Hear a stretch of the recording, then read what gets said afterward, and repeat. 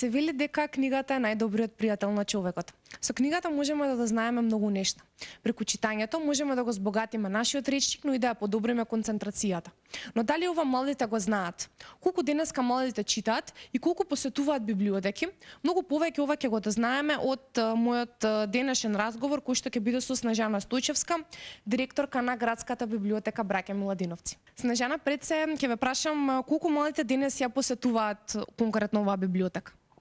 Па, најпрво благодарам за вашиот интерес да ја посетите нашата библиотека.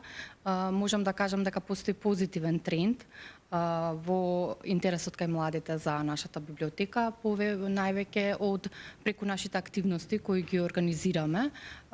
Посетени се нашите читални од студентите, кои редовно ги користат и кои работат 24/7.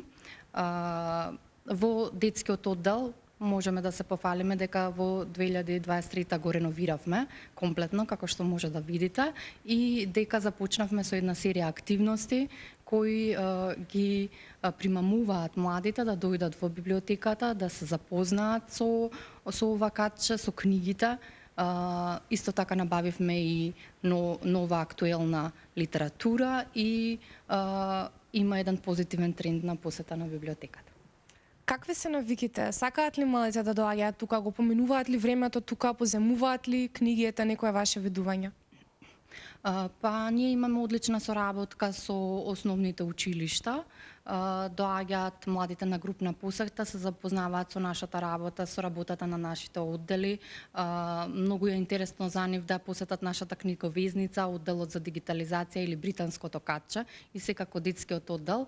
И имаме групни за членување, што се исто така атрактивни и веќе имаме еден тренд каде што се гледа децата од околните училишта доаѓаат тука и си работат, си учат, си прават групна работа и ако ги користат услугите на нашата библиотека.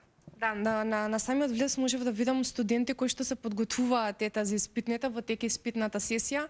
Па еве во тој контекст дали доаѓаат покрај студентите, дали можеби доаѓаат и основци тука да прочитаат нешто, да се информираат за некоја лектира која што имаат во училиштето или пак да се подготват за некој тест или испрашување?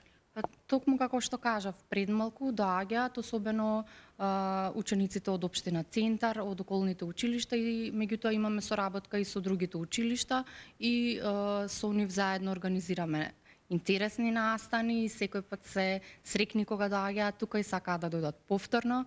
Ги запознаваме со начинот на работа и користење на библиотеката. Некои не знаат, например, тие што се помали дека треба да се врати книгата, сакаат да ја купат, па тука малце ги едуцираме, меѓутоа имаме позитивни искуства. Го напоменавте на традиционално поземување, повраќање на книга, колку можеби знаат помладите основците, можеби 6 до 9 оделение, како да поземат книга, како да вратат книгата, дали се информирани околу тоа? Па информирани се преку нивните училишни библиотеки. Мора да напоменеме дека училишните библиотеки веќе се добро снабдени и од тука стекнуваат некоја првична навика, меѓутоа и тука се исто така се едуцираме како се користи библиотеката, дека книгата е општествено добро за сите, дека затоа треба да се чува книгата, да се прочита и уредно да се врати во предвидениот рок. Да, го напомеравме поземувањето, па ете според вас отприлика кои жанрови најчесто се тренд кај младите, што сакаат да читаат, сете можеби девојчињата, што сакаат да читаат момчињата, поза, поезија, љубовни книги, што е тука тренд? Па повеќе сакаат да читаат авантуристички трилери, фантазија, кај младите атрактивен е Хари Потер, кај девојчињата мачки детективи или серијалот со Исидора Мун беше едно време актуелен, исто ги сакаат со Шерлок Холмс, книгите. Меѓутоа имаме и многу македонски автори. Мора да се напомене и тоа дека моментално е најатрактивно да се пишува за деца и тоа моите колеги го прават одлично и еве тука имаме неколку книги, ова е Илина и шумските тролови која сега неодамна промовираше и втор дел, значи ова ќе биде некоја трилогија. Исто така Билјана Црвенковска има многу убави книги за деца, еве Земјата на заборавените сказни или Приказни за дзунливото море. Тоа се се нови книги, актуелни, што се интересни за нашите читатели. Што е тенденција повеќе да се позајмува и да се чита македонски автори или странски автори? Па на почеток кога започнав со мојата работа тука во библиотеката пред 4 години, повеќе беа актуелни преводите. Меѓутоа ние работиме на една кампања Читаме современи македонски автори, со кое што ги едуциравме и читателите и библиотекарите да ги представуваат македонските автори, бидејќи каде би се читале македонските автори ако не кај нас. Знаеме дека со преводите на нашите книги оди малку потешко, ние сме мал јазик и затоа треба да го цениме тоа што го имаме, бидејќи можам да кажам дека имаме навистина одлични македонски автори кои можат рамо до рамо да се носат со европските и со светските автори.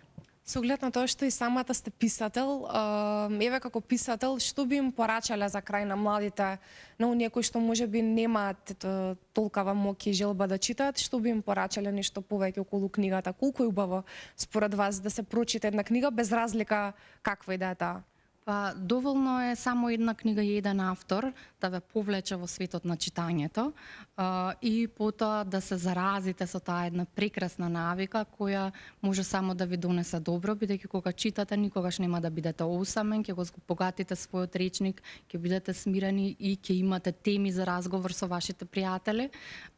Читањето е една благородна вештина и треба да користиме што повеќе да читаме, бидејќи тоа е наша придобивка, бидејќи тоа што ќе го прочитаме, тоа што ќе го научиме, ќе се едуцираме, вложуваме во себе и тоа никој не може да ни го одземе потоа.